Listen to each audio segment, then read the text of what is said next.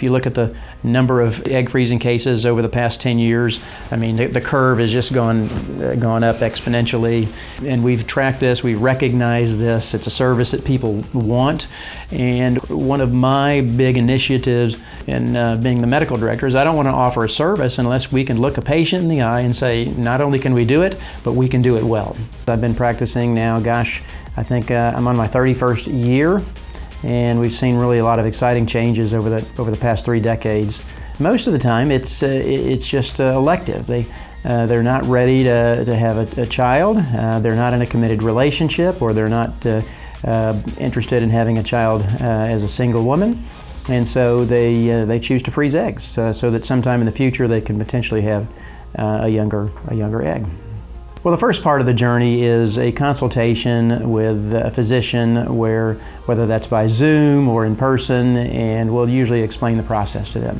And so many people come in, they just want to know the very first step, which is to say, hey, what is my ovarian reserve? What's my fertility potential?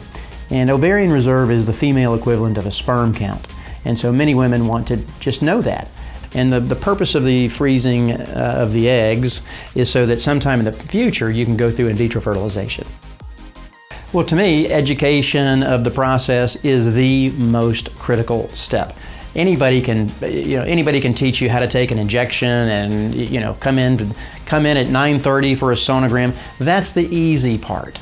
The harder part is understanding what the expectations are, what's the IVF process, what am I going to be able to do with these eggs in the future, how successful will it be, do I need to do this one time, or do I need to do this 3 times, how many eggs do I need to give me a reasonable chance at pregnancy in the future.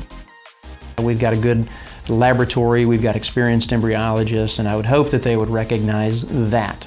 As opposed to going to a program that might not have the kind of volume and that we do and that kind of expertise. One of the benefits or advantages I think our practice has is that each of us operates as if we're in a solo practice in terms of managing our patients, and everyone's got 1 or 2 nurses that they're assigned to help support them through the process. And I think that's one of the differences that helps make us a more custom and individualized and personalized care practice.